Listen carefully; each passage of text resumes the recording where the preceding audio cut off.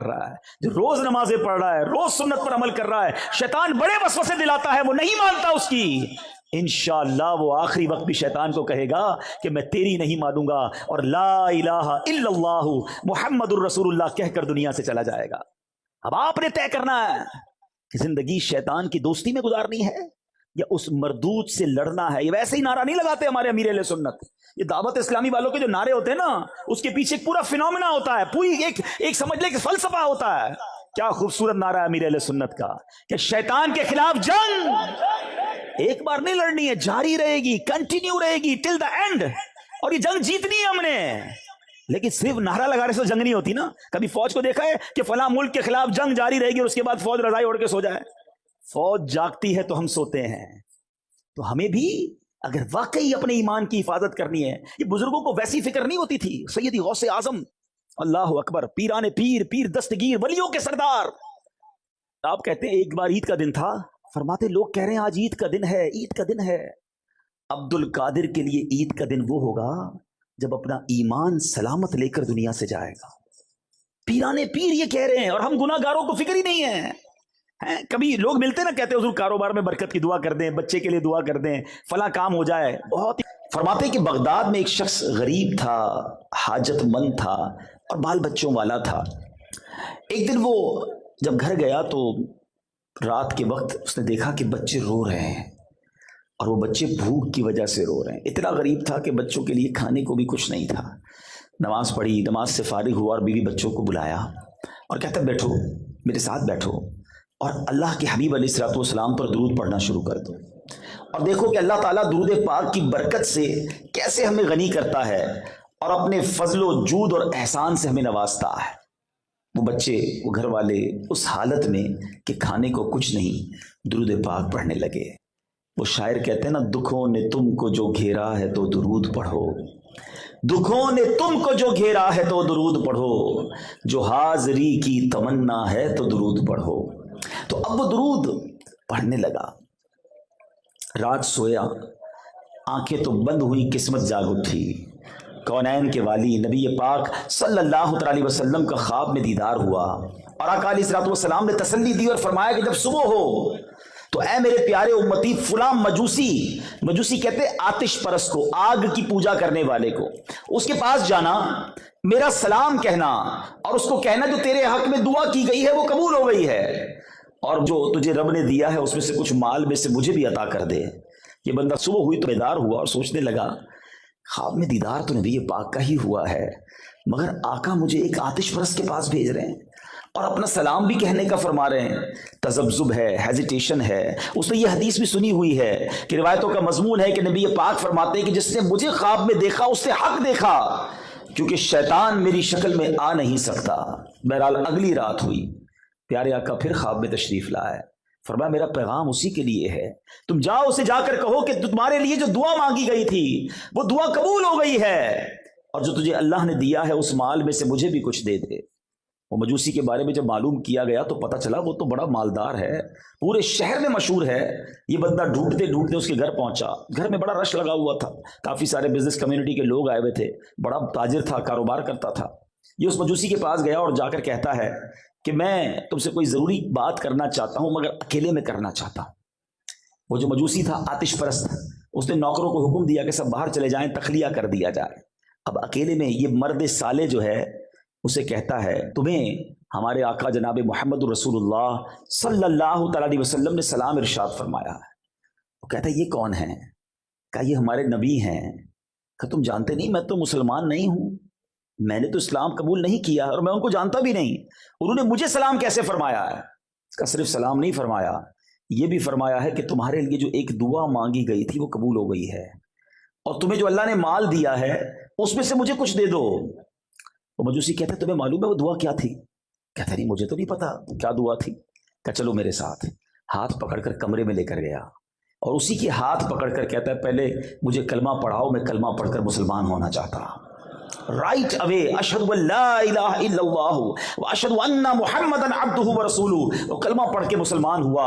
अब उसने ऐलान किया, जितने लोग उसके घर में मौजूद थे, कि ऐ लोगों, मुझसे कारोबार करने वालों सुन लो, आज मैंने कलमा पढ़ लिया है, मैं मुसलमान हो गया हूं। तुम में से जो जो मुसलमान होता जाएगा उसका तो मुझसे कारोबार रहेगा, जो मुसलमान नहीं होना चाहता, आज से मेरा तुम्हारा कारोबार बंद। सारे लोग जो उसके चाहने वाले थे, उसके पैसों से कारोबार करते थे, अक्सरियत ने कलमा पढ़ लिया, मुसलमान हो गए। कुछ लोग ईमान ना लाए, अपना माल वापस लौटाकर वो चले गए। अब उसने अपने बच्चों को बुलाया, पहले अपने बेटे को बुलाया, कहा देख बेटा, मैं मुसलमान हो गया हूं, अगर तू मुसलमान होगा तो मेरा बेटा, वरना आज से मेरा तेरा कोई ताल्लुक नहीं। बेटा कहता है बाबा जान, जब आप इस राह पर आ गए, मैं भी कलमा पढ़ के मुसलमान होता हूं। बेटी को बुलाया, कहा बेटी मैं मुसलमान हो गया हूं, अब तुम्हारा क्या इरादा है? अगर तुम मुसलमान होती हो तो मेरी बेटी, वरना हमारा कोई ताल्लुक नहीं। याद रहे, मजूसियों का एक उसूल होता है कि बेटा और बेटी यानी भाई बहन के दरमियान शादी की जाती है। तो उस भाई बहन की भी कुछ दिनों पहले शादी हुई थी। बेटी कहती बाबा जान, जब से भाई के साथ शादी हुई है एक बार भी कुर्बत नहीं की, मुझे वैसे ही इससे बड़ी जो है वो कोफ्त होती थी। ये कैसा हमारा दीन है? बाबा जान आप कलमा पढ़कर मुसलमान हुए, आज मैं भी मुसलमान होती हूं। अच्छा, वो जो बंदा पैगाम लेकर गया वो हैरान, कहता पहले मेरी तो सुनो, मुझे तो बताओ ये माजरा क्या है? वो कौन सी दुआ थी, वो कौन सी बात थी कि मैं तो सिर्फ आकर पैगाम लाया हूं और तुम सारे धड़ाधड़ मुसलमान होते चले जा रहे हो? पहले मुझे बात तो बताओ। अब वो कहता है मैं बताता हूं वो दुआ क्या थी।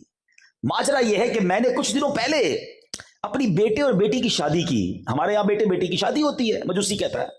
आधे शहर को दावत थी, बड़ी आलीशान मैंने दावत की, खूब खाने खिलाए। जब थक हार कर मैं अपने घर की छत पर जाकर लेटा तो मेरे घर के बिल्कुल बराबर में इमाम हुसैन, मुसलमानों के जो इमाम हैं, उनकी आल का एक खानदान रहता है, सैयदजादी। ये मुझे पता था कि ये नबी पाक जो मुसलमानों के नबी हैं उनकी आल के लोग हैं। तो मुझे उनके घर से एक बच्ची की आवाज आई कि अम्मी जान, ये हमारा पड़ोसी भी कैसा है, इसने पूरे शहर को खाना खिलाया, दावत में बुलाया, हमें नहीं बुलाया। उसको ये एहसास नहीं हुआ कि हम उसके पड़ोस में हैं और हम भूखे हैं।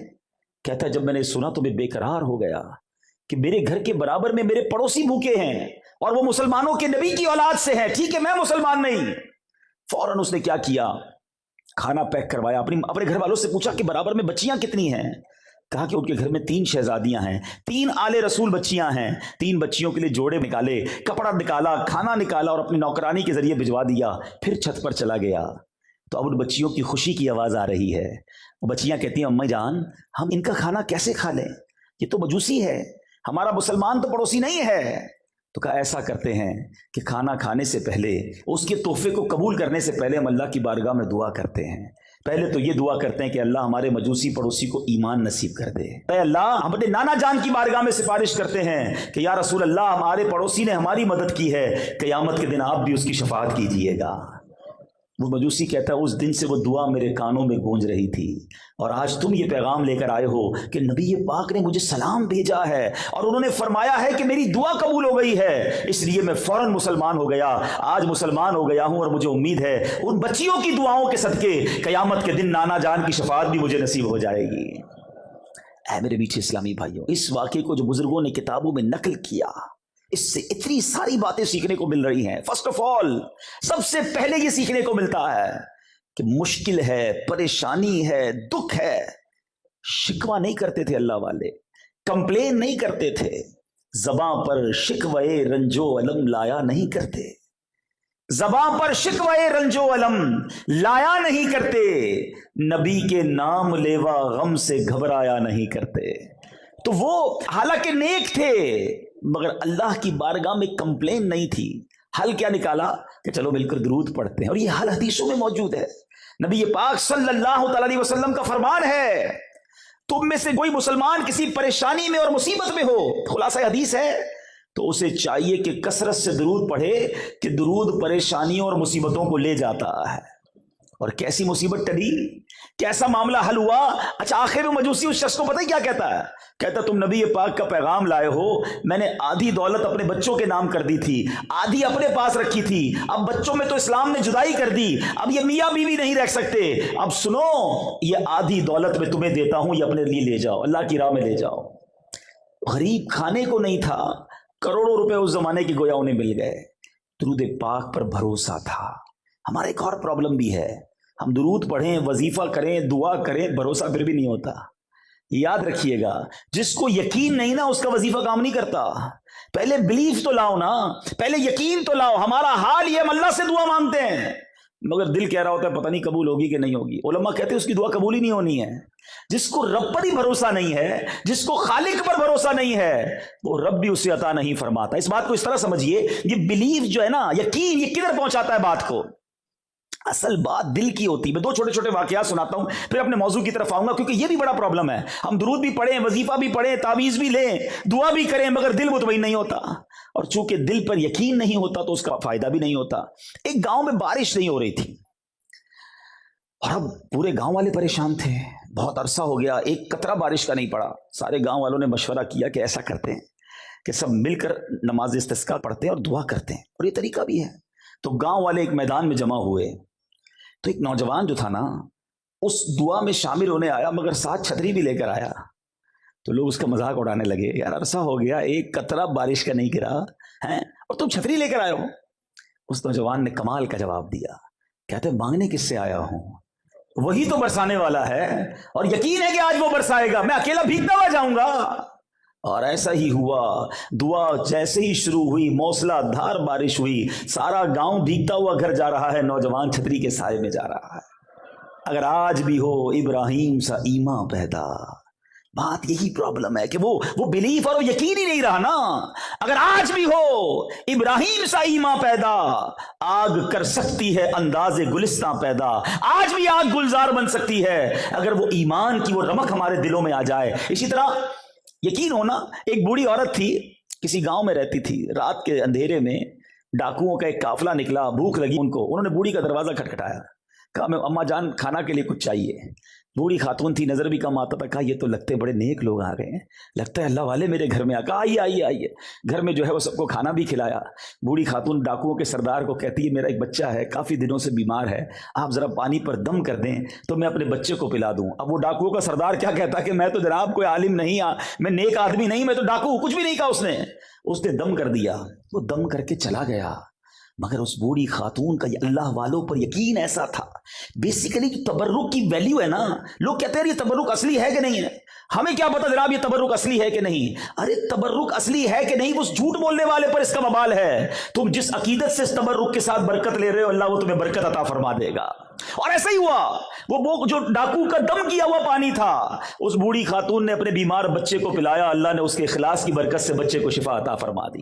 Actually that's belief required. یہ یقین چاہیے جب آپ دعا کرنے جائیں، جب آپ درود پڑھنے جائیں، آپ جب استغفار پڑھیں، جب آپ وظائف پڑھیں، تو اس یقین سے پڑھیں، پھر دیکھیں کیسے رحمت کے دروازے کھلتے ہیں۔ اب دوسری بات جو اس واقعے سے سیکھنے کو ملی، وہ بڑی اہم بات ہے، اور وہ ہے سید زادوں کا احترام، آل رسول کا ادب۔ اللہ اکبر۔ سید اعلیٰ حضرت کیا لکھتے ہیں، تیری نسل پاک میں ہے بچہ بچہ نور کا، آقا تیری نسل پاک میں ہے بچہ بچہ نور کا، تو ہے عین نور تیرا سب گھرانہ نور کا۔ نبی پاک کی آل کا ادب یہ ہر عاشق رسول پر ضروری ہے۔ سید صاحبان کا جتنا ادب کریں گے، اللہ اکبر، ایسے ایسے فضائل ہیں۔ میں آپ کو دو حدیثیں سناتا ہوں، ایمان تازہ ہو جائے گا۔ بعض اوقات ہمارے آس پاس آل رسول ہوتے ہیں، غرب و غربت کی وجہ سے ہمارے یہاں بعض اوقات جاب کر رہے ہوتے ہیں، لیکن انسان جو ہے انہیں وہ ادب نہیں کر رہا ہوتا، ان کی وہ رسپیکٹ نہیں کر رہا ہوتا۔ نہیں میرے میٹھے اسلامی بھائیوں، آل رسول کا ہمیشہ ادب ہمیں کرنا ہے۔ میں آپ کو حدیث پاک سناتا ہوں، اللہ کے حبیب علیہ الصلوۃ والسلام فرماتے ہیں، جو میرے اہل بیت میں سے کسی کے ساتھ اچھا سلوک کرے گا، میں روز قیامت اس کو اس کا بدلہ عطا فرماؤں گا۔ آئے ہائے، آقا جب عطا فرمائیں گے، جب میرے کریم سے گر قطرہ کسی نے مانگا، ان کی عطا کیسی ہے سوچو، میرے کریم سے گر قطرہ کسی نے مانگا، دریا بہا دیے ہیں، در بے بہا دیے ہیں۔ سنو ایک اور جگہ نبی پاک کیا فرماتے ہیں صلی اللہ تعالی علیہ وسلم، آقا فرماتے ہیں جو شخص اولاد عبد المطلب میں سے یعنی سید زادوں میں سے کسی ایک کے ساتھ بھی دنیا میں نیکی کرے گا، اس کا بدلہ دینا مجھ پر لازم ہے جب وہ روز قیامت مجھ سے ملے گا۔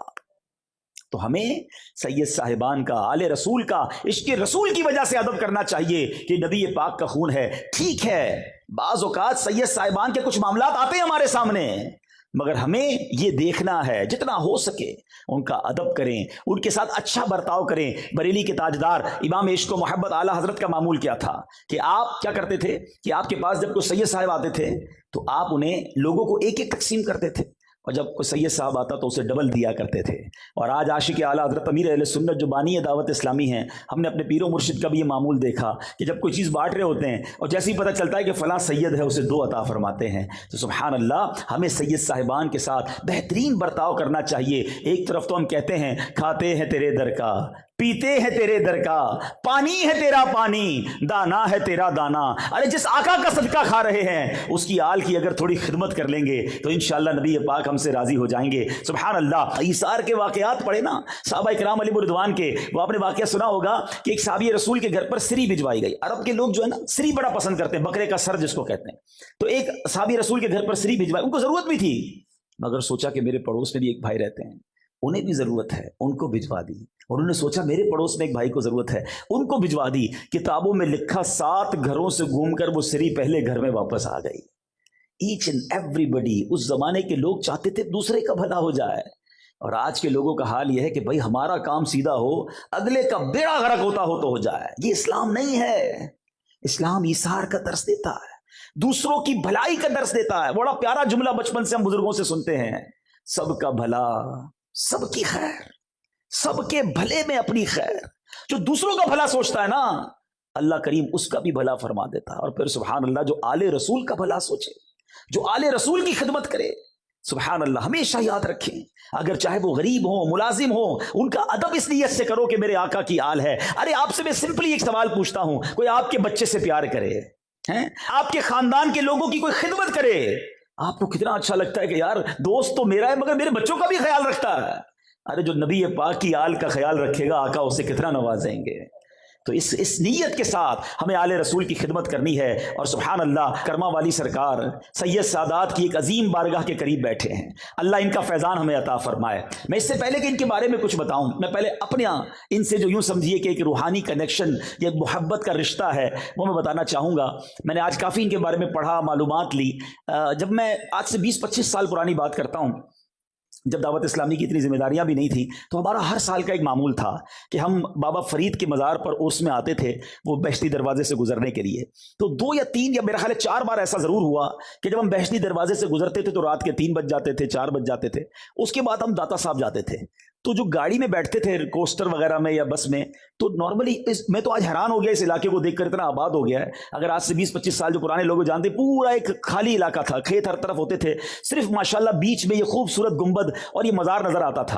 तो गाड़ी वाले को हम कहते इस मज़ार शरीफ पे रोकते, हमने फजर पढ़नी है, तो हम फजर पढ़ते, फिर कहते कितना प्यारा नाम है, करमा वाली सरकार। अच्छा, उस ज़माने में इतनी पंजाबी भी समझ नहीं आती थी, तो हम ये समझ ही आता था कि कोई बहुत बड़ा दरबार है और कर्म करने वाला दरबार है। तो अल्हम्दुलिल्लाह कई सालों तक मेरी यहाँ हाजिरी होती रही। आप इतनी अजीम हस्ती हैं। अच्छा, आप भी सैयदों की बात हो रही है, तो सैयद सरकार सुभान अल्लाह, आपका सिलसिला नसब सादात उच्च शरीफ हजरत जलालुद्दीन सुर्ख बुखारी रहमतुल्लाहि तआला अलैह से जाके मिलता है। और आपके आबा व अजदाद सिंध से सरजमीन पंजाब में आए और मुख्तलिफ औकात में मुख्तलिफ मकामात पर सुकूनत इख्तियार करते रहे।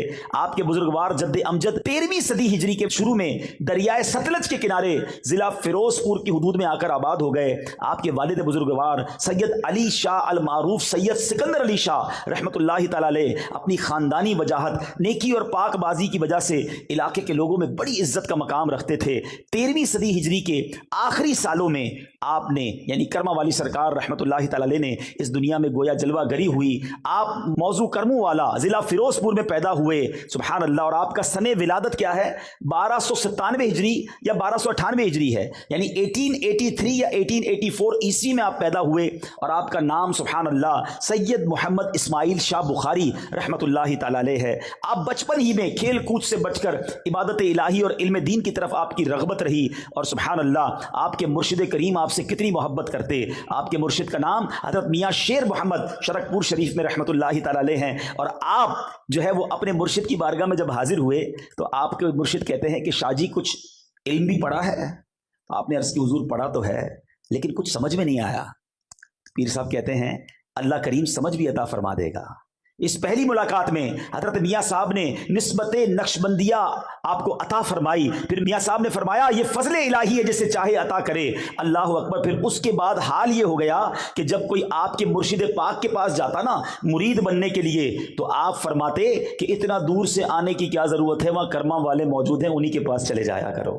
یعنی پیر کا اپنے مرید پر اعتماد دیکھو. اللہ اکبر. اتنی عظیم ہستی آج یہاں ہم ان کے قدموں میں موجود ہیں. اللہ پاک ان کا ہمیں فیضان نصیب فرمائے. تو بہرحال اللہ والوں کی شان بھی نرالی ہوتی ہے. وہ شاعر کہتے ہیں نا, چاہیں تو اشاروں سے اپنے کایا ہی پلٹ دیں دنیا کی. چاہیں تو اشاروں سے اپنے کایا ہی پلٹ دیں دنیا کی. یہ شان ہے ان کے غلاموں کی, سرکار کا عالم کیا ہوگا. اللہ والوں کی شان. اور حضرت کرما والی سرکار کے بارے میں آتا ہے, ہم نے جو پڑھا سنا آج سے واقعات دوپہر سے میں سن رہا ہوں ان کے بارے میں, سبحان اللہ, جتنا سنتے جا رہے ہیں اتنی محبت بڑھتی جا رہی ہے کہ آپ سنتوں کا بڑا درس دیا کرتے. آپ کے پاس کوئی آتا تھا اور مرید ہوتا تو آپ فرماتے عقل اور شکل دونوں سنتوں والی بنا لو. سبحان اللہ. دیکھیں یہ ہے اللہ والوں کا طریقہ کہ وہ فرماتے عقل بھی سنت والی ہو, شکل بھی سنت والی ہو. اللہ کرے کہ ہمارا چہرہ بھی, ہمارا سوچنا بھی, ہمارا چلنا پھرنا, اٹھنا بیٹھنا سب نبی پاک کی سنت کے مطابق ہو جائے. تو بہرحال میرے بیچ اسلامی بھائیوں, سید سادات کی خدمت کرنی ہے. اور ان تمام باتوں میں اصل بات پتہ کیا ہے؟ با ادب با نصیب, بے ادب بد نصیب. جو بے ادب ہوتا ہے نا وہ ہمیشہ برباد ہوتا ہے. اور حدیث پاک بھی ہے, اور یہ حدیث پاک ڈرنے کے لیے کافی ہے. نبی پاک علیہ الصلوۃ والسلام فرماتے ہیں, جس کا مضمون ہے جو اپنے چھوٹوں پر شفقت نہ کرے اور اپنے بڑوں کا ادب نہ کرے وہ ہم میں سے نہیں.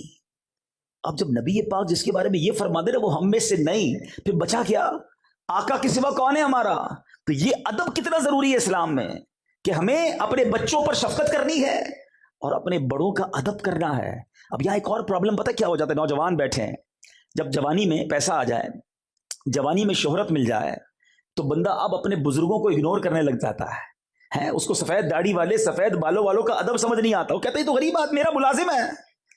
نہیں میرے بیچ اسلامی بھائی, چاہے غریب ہے, چاہے آپ کا ملازم ہے, چاہے کسان ہی کیوں نہ ہو, چاہے ٹھیلا لگانے والا ہو, اگر اس کے سفید بال ہو گئے تو اس کو والد کی طرح سمجھو. ان کو ادب اسی طرح آپ نے دینا ہے, کیونکہ ادب کرو گے تو اللہ اور ترقی دے گا, اللہ تمہاری عزتوں میں اور اضافہ فرمائے گا.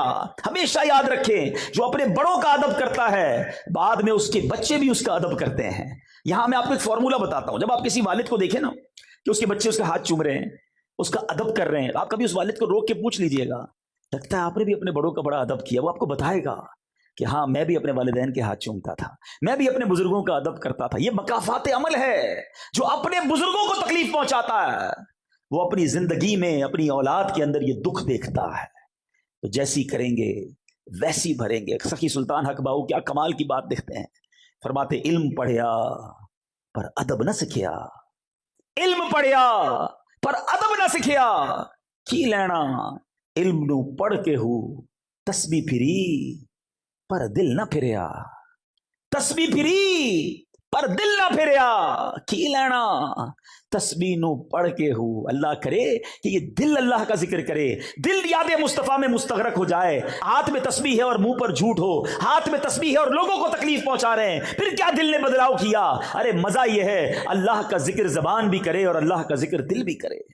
دل کی گہرائیوں سے رب کی محبت دل میں آ جائے تو انسان بنتا ہے. تو بہرحال میرے بیچ اسلامی بھائیوں, ادب کا بہت بڑا تعلق ہے ہماری تعلیمات اور اسلام کی یوں سمجھیے کلچر کے اندر. آپ اگر ہسٹری آف اسلام دیکھیں, بلکہ اس یونیورس کی ہسٹری دیکھیں, تو جو شیطان تھا وہ راندہ درگاہ کیوں ہوا تھا؟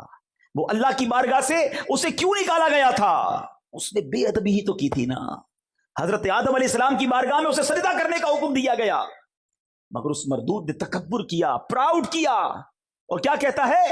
انا خیر من, اے اللہ میں اس سے بہتر ہوں. حالانکہ حکم الہی تھا, سارے فرشتے سجدے میں چلے گئے, مگر یہ بدبخت کہتا ہے میں اس سے بہتر ہوں. خلقتنی من نار وخلقتہ من طین, اے اللہ تو نے مجھے آگ سے بنایا ہے, اس کو مٹی سے بنایا ہے, حضرت آدم کو, میں کیسے اس کو سجدہ کروں؟ یہ وہ بے ادبی تھی, یہ وہ تکبر تھا, یہ اللہ کے حکم کو نہ ماننا تھا. شیطان پہلے سے ہی اللہ کا نافرمان نہیں تھا, بڑا عبادت گزار تھا, جنت کا خزانچی تھا, معلم الملکوت فرشتوں کا استاد تھا, مگر بے ادبی کی سب عبادتیں غارت کر دی گئی. اس کو لانتی قرار دے کر اللہ کے دربار سے نکال دیا گیا۔ اب اگر آج کوئی سوچے کہ ایک بے ادبی، ایک گستاخی، نبی کی گستاخی تھی نا، ہے اللہ کا حکم نہ ماننا، تکبر، یہ سب کچھ چھین سکتا ہے۔ شیطان نے تو ایک بار کہا نا انا خیر من، میں اس سے بہتر ہوں۔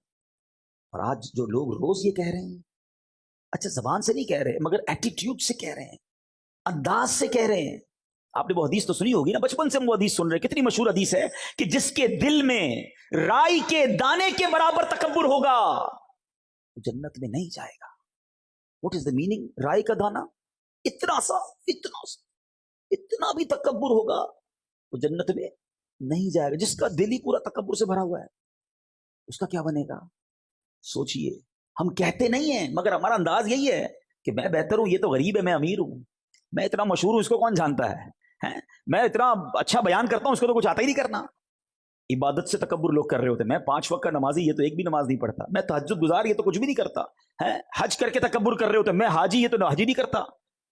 یاد رکھیے انا خیر من کی بہت ساری ایگزامپلز بن سکتی، میں اس سے بہتر ہوں، میں خوبصورت، یہ بدصورت، میں بڑے خاندان والا، یہ چھوٹے خاندان والا، میرے پاس اتنے نوکر چاکر، یہ خود میرا نوکر۔ یہ وہ چیزیں ہیں جب دل میں آ جاتی ہیں تو پھر ساری عبادتیں، ساری ریاضتیں برباد ہو جاتی ہیں۔ خدا را شیطان کے ان واروں کو سمجھو، یہ وہ بے ادبیاں ہیں، یہ وہ گستاخیاں ہیں، یہ وہ غلطیاں ہیں جو آج ہمارے معاشرے میں بڑھتی چلی جا رہی ہیں۔ اور انفارچونیٹلی، بدقسمتی سے کوئی اس کے بارے میں نہ پڑھنے کے لیے تیار ہے نہ سیکھنے کے لیے تیار ہے۔ یہ سب سے خطرناک شیطان کے واروں میں سے ایک وار ہے جو تکبر دل میں پیدا کر دیتا ہے۔ شیطان کے وار پتہ ہے کیسے کیسے ہیں؟ جب یہ انسیڈنٹ ہوا نا، شیطان کو راندہ درگاہ کر دیا گیا، نکال دیا گیا، پھر شیطان کی اور اللہ تبارک و تعالیٰ کی بارگاہ میں گویا ایک مکالمہ ہوا۔ سنیے غور سے، اللہ تعالیٰ نے شیطان کو جب اپنی بارگاہ سے نکالا تو شیطان نے اللہ سے درخواست کی کہ یا الہی تو نے مجھے مردود کر ہی ڈالا ہے، تو اب مجھے اولاد آدم پر کنٹرول دے دے، قدرت دے دے، تاکہ میں انہیں گمراہ کر سکوں۔ اللہ نے فرمایا تجھے کنٹرول دیا گیا، تجھے قابو دیا گیا۔ کہنے لگا اللہ کچھ اور زیادہ دے۔ فرمایا تو ان کے مالوں میں شرکت کر سکے گا، یعنی ان کے پیسے بھی غلط کاموں میں استعمال کروا سکے گا۔ کہنے لگا یا اللہ اور دے، اور پاور چاہیے۔ فرمایا جا تو ان کے سینے تیرے رہنے کے گھر ہوں گے، تو ان کے دلوں میں رہ سکے گا۔ اب جب یہ ساری باتیں ہو گئیں تو حضرت آدم علیہ السلام نے اللہ سے عرض کی مولا تو نے شیطان کو تو ہم پر پورا تسلط دے دیا، غلبہ دے دیا، اب اے اللہ ہم اس کے مکر و فریب سے میں اور میری اولاد کیسے بچیں گے؟ تو اللہ تبارک و تعالیٰ نے فرمایا آدم تیرے ہاں جو بچہ پیدا ہوگا اس پر میں ایک زبردست فرشتہ معین کر دوں گا جو اسے شیطانی وساوس سے بچائے گا۔ عرض کی الہی اور زیادہ کر، سیکیورٹی کا انتظام اور زیادہ کر دے۔ ارشاد ہوا اے آدم تیری اولاد ایک نیکی کرے گی میں اسے 10 گنا اجر دوں گا۔ عرض کی مولا کچھ اور زیادہ کر دے۔ فرمایا میں ان سے توبہ کا مادہ یعنی توبہ کرنے کا جو وعدہ ہے وہ نہیں چھینوں گا جب تک ان کے جسموں میں روحیں باقی ہیں۔ عرض کی یا اللہ اور زیادہ کر۔ فرمایا میں ان کے سروں پر مغفرت کا تاج رکھوں گا اور کسی کی پرواہ نہیں کروں گا۔ حضرت آدم فرماتے یا اللہ اب یہ میرے لیے کافی ہے۔ تو یہ نیکی اور بدی کی جو جنگ ہے نا، یہ فرام دا ڈے 1 سے سٹارٹ ہے۔ شیطان کا کام ہمیں بہکانا ہے، شیطان کا کام ہمیں بھٹکانا ہے، جہنم کی طرف لے جانا ہے۔ شیطان شروع سے یہ چاہتا ہے کہ میں جہنم میں جاؤں گا تو میں اپنے ساتھ ان لوگوں کو بھی لے کر جاؤں، لیکن مسئلہ یہ ہے کہ آج لوگوں نے شیطان سے دوستی لگا لی ہے۔ ہاں ایسا ہی ہے، حالانکہ قرآن پتہ کیا کہتا ہے؟ قرآن پڑھیں تو پتہ چلے نا، انہو لکم عدو مبین، بے شک شیطان تمہارا کھلا دشمن ہے، اوپن اینیمی کہا قرآن نے میرا اور آپ کا۔ مگر کمال یہ ہے کہ ہم شیطان سے دوستی لگائے بیٹھے ہیں۔ قرآن دشمن کہتا ہے اور مسلمان اسے دوست بنائے بیٹھے۔ یہ میں ثابت کروں گا، ابھی بتاؤں گا آپ کو۔ یہ بڑی عجیب بات ہے کہ مسلمان شیطان سے دوستی لگائے بیٹھا ہے۔ اللہ تبارک و تعالیٰ نے جب شیطان کو مردود کیا نا تو شیطان نے کہا الہی تو نے بنی آدم میں پیغمبروں کو بھیجا ہے، ان کو کتابیں دی ہیں، تو میرے پیغمبر اور میری کتابیں بھی ہونی چاہیے۔ ذرا سنیں شیطان کی باتیں ہیں، میرے پیغمبر اور میری کتابیں بھی ہونی چاہیے۔ تو خدا تعالیٰ نے فرمایا کہ کاہن اور نجومی جو ہے نا وہ تیرے پیغمبر ہوں گے۔ عرض کیا میری کتاب؟ فرمایا جھوٹے شیروں کی کتاب جو ہے وہ تمہاری کتاب ہوگی۔ یہ نجومیوں کے پاس جو لوگ جاتے ہیں نا، کاہنوں کے پاس، کوئی پتہ بتا دیں، کوئی نمبر بتا دیں، کوئی جناب کوئی پاسا بتا دیں، ہر بندہ عجیب و غریب لوگوں سے دوستیاں لگائے، پر فرمایا یہ تیرے پیغمبر ہوں گے۔ یہ تک بندیوں اور شعر جھوٹی شاعری کی کتابیں تیری کتابیں ہوں گی. اور شیطان کہتا ہے کہ میرے مؤذن کون ہوں گے؟ اللہ اکبر. عرض کیا میرے مؤذن؟ فرمایا راگ اور گانا تیرے مؤذن ہوں گے. عرض کرتا ہے میری مسجد کیا ہوگی؟ فرمایا فتنہ انگیز بازار تیری مسجدیں ہوں گی. عرض کیا میرا کھانا کیا ہوگا؟ فرمایا جس کھانے پر میرا نام نہ لیا گیا شیطان وہ تیرا کھانا ہوگا. اللہ اکبر. عرض کرتا ہے میرا پانی کیا ہوگا؟ فرمایا جو نشیلی چیزیں ہوں گی. اے شراب پینے والو، اے منشیات کی طرف جانے والو، سنو یہ شیطان کے مشروب ہے. اللہ اکبر. شیطان کہتا ہے میرا جال کیا ہوگا؟ فرمایا عورتیں تیرا جال ہوں گی. اے میرے میٹھے اسلامی بھائی، دشمن سے جب مقابلہ کرنا ہوتا ہے نا تو اس کے ہتھیار پتہ ہونے چاہیے، اس کے وار پتے ہونے چاہیے. ایئر فورس کا مقابلہ ایئر فورس کرتی ہے، نیوی کا مقابلہ نیوی کرتی ہے، آرمی کا مقابلہ آرمی کرتی ہے. جیسا میزائل اس کے مقابلے میں ویسا بناتے ہیں یا اس سے مضبوط بناتے ہیں. ہمارا حال یہ ہے کہ اللہ قرآن میں فرما رہا ہے اِنَّهُ لَكُمْ عَدُوٌّ مُبِينٌ. شیطان تمہارا کھلا دشمن ہے، نہ اس کے وار پتہ ہے نہ اس کے ہتھیار پتہ ہے. میں آپ سے پوچھتا ہوں، ہمارا سب سے پکا دوست جو ہوتا ہے اس کی ہم روز مانتے ہیں نا، ہر بات مانتے ہیں، کہتے ہیں یار حکم کرو یار، آپ کے لیے جان حاضر. پکے دوست کی نشانی یہ ہے، ٹھیک ہے، کہ جس کے لیے ہم کیا کہتے ہیں تمہیں منع نہیں کر سکتا یار، آپ کے لیے بس ہر چیز ہاں ہے. اب میں بتاتا ہوں کہ شیطان کی لوگ کتنی مانتے ہیں. سچی بات تو یہ شاید اپنے ماں باپ کی اتنی نہیں مانتے جتنی شیطان کی لوگ مان رہے ہیں. اور یہ بربادی ہے، یاد رکھنا. صبح ہوتی ہے، فجر کا وقت ہوتا ہے، مؤذن کہتا ہے حی علی الصلاۃ حی علی الفلاح. شیطان کہتا ہے سو جا، اگلے جمعے سے پڑھیں گے فجر. کروٹ بدل کر بلینکٹ اوڑھ لیا. صبح صبح کس کی مانی؟ بتاؤ نا، شیطان کی مانی. ٹھیک ہے، فجر قضا ہو گئی، اب اٹھے، لباس پہننے کی باری آئی. ایک دو لباس رکھے ہوتے ہیں جمعے کے لیے، باقی شیطان کہتا ہے نہیں یہ تو جمعے کا لباس ہے، باقی یہ فیشن والا، یہ انگریزوں والا یہ پہننا ہے. لباس پہنتے وقت کس کی مانی؟ شیطان کی مانی. اب واش روم میں گئے، آقا کی سنت چہرے سے نوچ کر گندی نالی میں بہائی. کس کی مانی؟ شیطان کی. اب نکلے گھر سے باہر، چاہے اسکول کے لیے نکلے، چاہے کالج کے لیے نکلے، چاہے جاب کے لیے نکلے، چاہے بزنس کے لیے نکلے. جیسے ہی باہر نکلے، اب کوئی بے پردہ عورت سامنے سے نکلی. شیطان کہتا ہے دیکھ دیکھ جلدی دیکھ. حالانکہ شریعت کا حکم ہے کہ نگاہوں کو نیچی کرو، بے حیائی نہ کرو. اس عورت کو دیکھا، بے پردگی کی، غلط نگاہوں سے دیکھا. کس کی مانی؟ شیطان کی. مارکیٹ میں پہنچے، کاروبار کی جگہ پر پہنچے، ظہر کی اذان کا وقت ہوا، کئی لوگ نماز کے لیے گئے. شیطان کہتا ہے تو بزنس کا ٹائم ہے، ارے بعد میں پڑھ لینا. ظہر قضا ہوئی، کس کی مانی؟ شیطان کی مانی. گاہک آیا، مال بیچنے کا موقع آیا. شیطان کہتا ہے جھوٹ بول، زیادہ نفع ملے گا، ایک جھوٹی قسم بھی کھا لے. ارے اس کو بتا دے میرا پڑتا اتنے میں ہے، پکا رنگ ہے، made in China, made in Japan ہے، حالانکہ تم نے اپنے شہر میں بنایا ہے. ارے بول دے کچھ نہیں ہوتا. کس کی مانی؟ شیطان کی مانی. عصر کی اذان ہوئی، نماز قضا ہوئی، کس کی مانی؟ شیطان کی. تمہاری مغرب قضا ہوئی، کس کی مانی؟ شیطان کی. عشاء قضا ہوئی، کس کی مانی؟ شیطان کی. رات گھر میں آئے، ہاتھ میں ریموٹ لیا، اب ٹی وی آن کیا، کہیں فلمیں دیکھی، کہیں ناچ دیکھا، کہیں گانے سنے. بتاؤ کس کی مانی؟ شیطان کی. ارے شریعت تو کہتی ہے اللہ رسول کا نام لے کے سونا ہے، مگر موبائل ہاتھ میں ہے، کمرے کی لائٹیں بجھی ہوئی ہیں، آنکھیں حرام دیکھ رہی ہیں، وہ مناظر دیکھ رہی ہیں جو اللہ اور اس کے رسول کو ناراض کرنے والے ہیں. بتاؤ کس کی مانی؟ شیطان کی. ایک دن میں صبح سے شام تک ہم نے کتنی باتیں شیطان کی مانی. اللہ کہتا ہے یہ تمہارا کھلا دشمن ہے، یہ دشمنی ہے. یہ اپنے دل پر ہاتھ رکھ کے پوچھو، یہ دوستی لگائی ہوئی ہے. ارے مرد تو وہ ہوتا ہے، واقعی اللہ اور اس کے رسول کا بندہ وہ ہوتا ہے کہ جب مؤذن کہے حی علی الصلاۃ حی علی الفلاح، ٹھنڈی کی راتیں ہیں، وضو کے لیے پانی بھی گرم نہیں ہے، مگر بندہ بستر سے اٹھے کہے شیطان میں تیرا بندہ نہیں، میں رحمان کا بندہ ہوں، میں اللہ کا بندہ ہوں، اور جائے مسجد میں جا کر فجر پڑھے. جو صبح شیطان کو ہراتا ہے، جو دوپہر شیطان کو ہراتا ہے، جو عشاء میں شیطان کو ہراتا ہے، جو حرام روزی آتی ہے تو شیطان کو ہراتا ہے. یاد رکھنا میرے میٹھے اسلامی بھائیوں، ایک فائٹ ہونے والی ہے، ایک فائنل فائٹ ہونے والی ہے میری اور آپ کی شیطان سے، اور وہ ہوگی آخری لمحوں میں جب زندگی کا آخری وقت ہوگا نا. روایتوں کا مضمون ہے شیطان بندے کے سامنے آتا ہے اس کے مرحوم رشتہ داروں کی شکل میں، کسی کی ماں کی شکل میں، کسی کے والد کی، کسی کی دادا نانی کی شکل میں، اور آ کر کہتا ہے بیٹا مرنے کے بعد پتا چلا اسلام صحیح مذہب نہیں ہے، تو عیسائی ہو جا، معاذ اللہ تو یہودی ہو جا، تو اسلام کو چھوڑ دے. جو روز شیطان کی مان رہا ہوگا، جو روز فائٹ میں ہار رہا ہے، بتاؤ وہ فائنل فائٹ میں کیسے جیتے گا؟ خدا نہ خواستہ اگر ادھر شیطان کی مان لی اور اس نے ایمان سنیچ کر لیا، ایمان چھین لیا، تو بنے گا کیا ہمارا؟ ساری نیکیاں اعمال تو بات کی بات ہے نا، حج، عمرے، زکوٰۃ، نمازیں، روزے، یہ سب بعد میں ہیں۔ اگر ایمان سلامت لے کر نہ گئے تو کیا بنے گا؟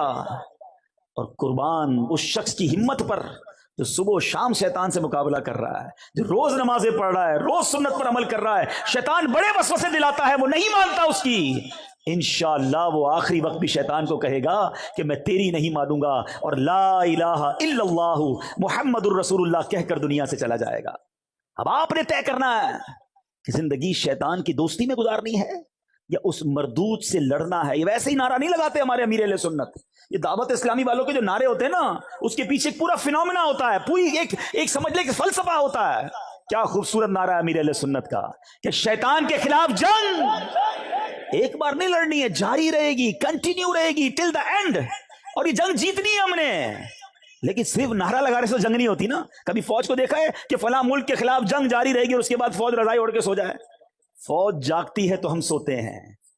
تو ہمیں بھی اگر واقعی اپنے ایمان کی حفاظت کرنی ہے، یہ بزرگوں کو ویسی فکر نہیں ہوتی تھی۔ سیدی غوث اعظم، اللہ اکبر، پیران پیر، پیر دستگیر، ولیوں کے سردار، آپ کہتے ہیں ایک بار عید کا دن تھا، فرماتے لوگ کہہ رہے ہیں آج عید کا دن ہے، عید کا دن ہے۔ عبد القادر کے لیے عید کا دن وہ ہوگا جب اپنا ایمان سلامت لے کر دنیا سے جائے گا۔ پیرانے پیر یہ کہہ رہے ہیں، اور ہم گناہ گاروں کو فکر ہی نہیں ہے۔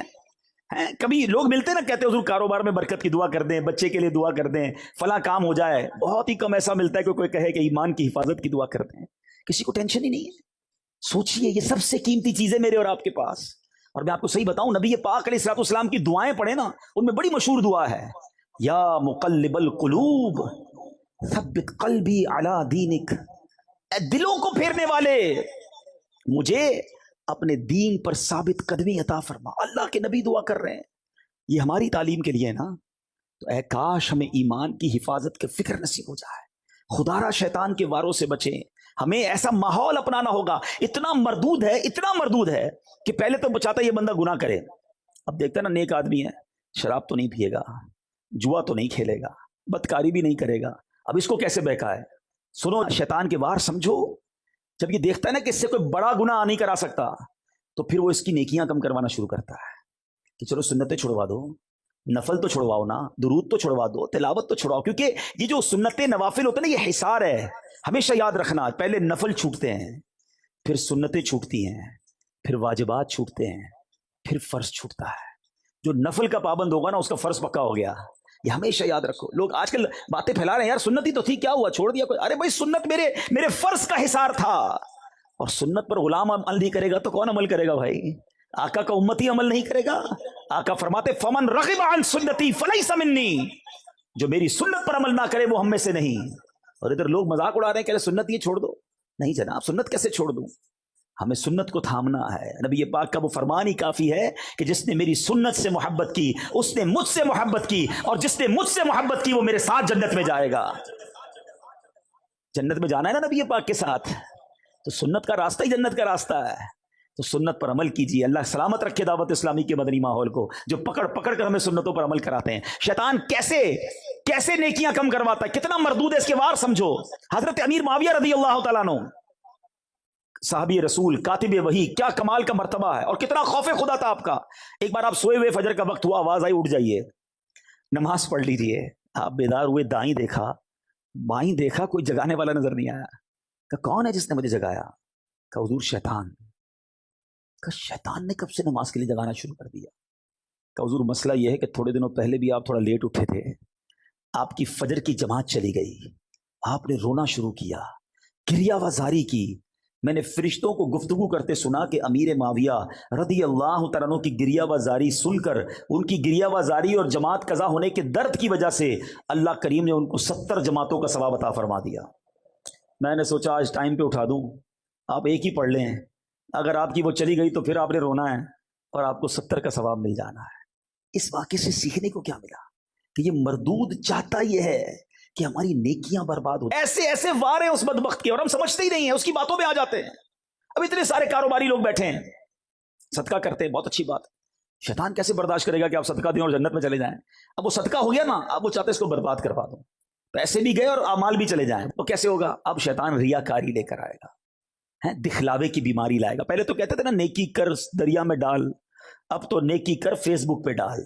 ہاں ادھر پہلے تو بچپن میں وہ دیکھتے تھے سلائی مشین کچھ لوگ مل کے کسی غریب کو دے رہے ہوتے تھے، اخبار میں تصویر کسی کی چھپتی تھی، اب تو ہر بندے کے پاس اپنا اخبار ہے، اب تو جو کرنا ہے اس نے ڈال دینا ہے۔ پچھلے دنوں کرونا وائرس کے زمانے میں بڑا مذاق بنا تھا کہ 5-5 6 لوگ ایک تھیلا اناج کا لے کر کسی غریب کو دے رہے ہوتے تھے اور اس کی سیلفی بنا کر اس کی غربت کا جنازہ نکالتے تھے۔ قرآن کیا کہتا ہے؟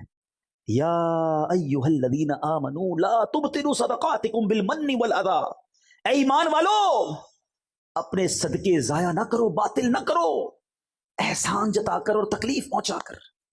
اب صدقہ بھی دے رہے ہیں اور احسان بھی جتا رہے ہیں۔ یاد ہے نا میں نے قرضہ دیا تھا، بھول تو نہیں گیا؟ ہاں نوکری کرتا تھا، میری وجہ سے کاروبار پہ چڑھا ہے، تیری بہن کی شادی میں نے کرائی تھی، موٹر سائیکل تجھے دلائی کس نے، یاد ہے کہ نہیں؟ استغفر اللہ، اس لیے پیسے دیے تھے کہ اب جتانا ہے، اب بتانا ہے۔ یہ برباد ہو گیا آپ کا صدقہ، اللہ سے اجر مانگو نا۔ اور یہ احسان جتانے والا سوچے، خدا کی قسم سوچے اس میں میرا اور آپ کا کیا کمال ہے کہ اگر ہم اللہ کی راہ میں خرچ کر رہے ہیں۔ کس نے دیا مال؟ بتاؤ نا، بتائیے کس نے مال دیا ہے؟ اللہ نے دیا ہے۔ میں بھی تو غریب ہو سکتا تھا، میرے بچے بھی تو بھوکے ہو سکتے تھے۔ آج میرا ملازم میرے دروازے پر آ کر کہتا ہے کہ مجھے میری ماں کے لیے علاج کے لیے پیسے چاہیے، یہ حال میرا بھی تو ہو سکتا تھا کہ میں کسی کے دروازے پر کھڑا ہوتا کہ میری ماں ہاسپٹل میں ہے، میرے پاس بل دینے کے لیے پیسے نہیں، بہن کی شادی ہونے والی ہے، میرے پاس جہیز کے پیسے نہیں۔ آج تم کسی کی مدد کر کر یہ سمجھتے ہو میں نے کیا ہے؟ خدا کی قسم یہ اللہ کی عطا ہے۔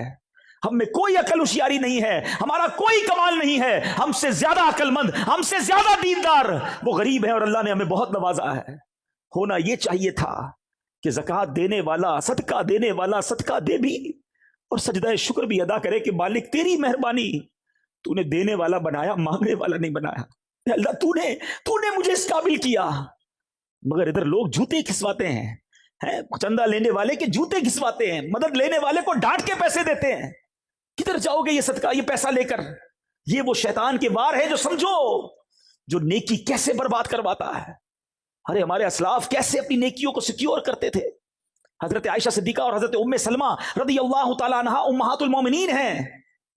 آپ کے بارے میں آتا ہے کہ آپ نے ایک بار اپنے غلام کو پیسے دیے کہ جا کر اس کو صدقہ کر کے آؤ، لیکن دیکھو جس کو صدقہ دینا نا اس سے ہمارے لیے دعا نہ کروانا، اور اگر وہ دعا کر دے تو نوٹ کر کے آنا۔ غلام جاتا صدقہ دیتا اور آ کر بتاتا کہ یا ام المومنین اس بندے نے، اس غریب نے آپ کے لیے یہ دعائیں کی ہیں۔ ام المومنین ہاتھ اٹھاتی اور وہ جو دعائیں اس نے کی ہوتی نا آپ اس کے لیے کرتی اور فرماتی دعا کا بدلہ دعا ہو جائے، صدقے کا ثواب اللہ سے لیں گے۔ یہ ہے عبادت کا جذبہ، یہ ہے نیکی جس کو اس طرح بچانا ہے۔ مگر شیطان دل میں ریاکاری ڈال کر، کیوں دل چاہتا ہے کہ مسجد میں اعلان ہو کہ فلاں حاجی صاحب نے پنکھے لگائے ہیں، فلاں نے افطاری پیش کی ہے، فلاں نے سحری کا انتظام کیا؟ اپنے دل سے پوچھے نا، ہمارا کیوں جی چاہتا ہے کہ لوگوں کو پتا چلے؟ یہی تو وہ شیطان کا وار ہے جو ہم سمجھ نہیں رہے۔ وہ پریشان ہو گیا ہے، آپ نے حج کر لیا اسے ٹینشن ہو گئی ہے، آپ نے عمرہ کیا وہ بے قرار ہے کہ کسی طرح آپ کا عمرہ ضائع ہو، آپ کا حج ضائع ہو، آپ کا صدقہ ضائع ہو، آپ کی نمازیں ضائع ہو۔ تو ہو رہا ہے، لوگ سب کو بتا رہے ہیں میں نے اتنے حج کیے ہیں، اتنے عمرے کیے، طواف کے چکر بھی یاد ہوتے ہیں۔ اچھا بزرگوں کے بارے میں آتا ہے کہ بندہ نیکی کر کے بھول جائے اور گناہ کر کے یاد رکھے۔ ہمارا ماجرا یہ ہے کہ ہم گناہ کر کے بھول بیٹھے اور نیکیاں ساری یاد رکھی ہیں۔ عجیب معاملہ ہے، 15 سال 20 سال پرانی لوگوں کو نیکیاں یاد ہیں۔ ارے کل جھوٹ بولا تھا وہ یاد ہے، تھوڑی دیر پہلے آپ نے موبائل کھول کر حرام دیکھا وہ یاد ہے، اس کی توبہ کب کرو گے؟ وہ سب بھول بیٹھے اور 10 15 5 سال پرانی نیکیاں لوگوں کو بتاتے پھرتے، میں نے یہ کیا، میں نے یہ کیا۔ برباد ہو رہی ہے نیکیاں۔ نیکیاں بچاؤ۔ اخلاص کی تعریف علماء یہ لکھتے ہیں کہ اخلاص یہ ہے کہ جس طرح تم اپنے گناہوں کو چھپاتے ہو اس طرح اپنی نیکیوں کو چھپاؤ۔ ہم میں سے کوئی ہے جو لوگوں کو بتائے میں نے کل رات کیا کیا تھا، میں چھپ کر کیا کرتا ہوں؟ کوئی نہیں بتائے گا۔ نیکیاں کیوں بتاتے ہیں؟ چھپ کر نیکی کی وہ بھی بتانی ہے۔ تہجد پڑھ لی، اب ٹینشن شروع ہو جاتی ہے، یار تہجد تو اکیلے میں پڑھی تھی، اب دوست کو کیسے بتاؤں؟ اب کوئی نہ کوئی بہانہ بنائے گا، یار آج بہت تھکا ہوا ہوں، خیریت؟ بس وہ تہجد سے اٹھ جاتا ہوں۔ اچھا آپ تہجد بھی پڑھتے ہیں؟ بس جیسی اس نے یہ کہا نا تو تسلی ہو گئی۔ وہ نہیں ہمارے واٹس ایپ پہ کسی کو میسج جاتا ہے تو ڈبل کلک ہوتا ہے، بلو ہو جاتا ہے، ریسیوڈ ہو گیا میسج، کنفرم ہو گیا، تو جیسے ہی سامنے سے جواب آیا نا کہ ہاں میری عبادت اسے کنفرم ہو گئی، پہنچ گئی۔ توبہ توبہ توبہ، اپنے دل سے پوچھو یہ کیوں کرتے ہیں ہم؟ اللہ مجھے بھی محفوظ رکھے، آپ کو بھی محفوظ رکھے. یہ واقعی بڑا بڑا مردود ہے. اس دشمن کو پہچانو. جبھی تو قرآن کہتا ہے انہو لکم عدو مبین، کہ تمہارا کھلا دشمن ہے. اس سے تو پہلے ہی اللہ کو کہا ہے کہ میں تیرے بندوں کو بہکاؤں گا، اور ہم اس کے پیچھے چلے جا رہے ہیں، دوستی لگائی ہوئی ہے. تو آؤ آج نیت کر لو، ہم شیطان سے دوستی نہیں کریں گے. صلو علی الحبیب صلی اللہ تعالی علیہ وسلم.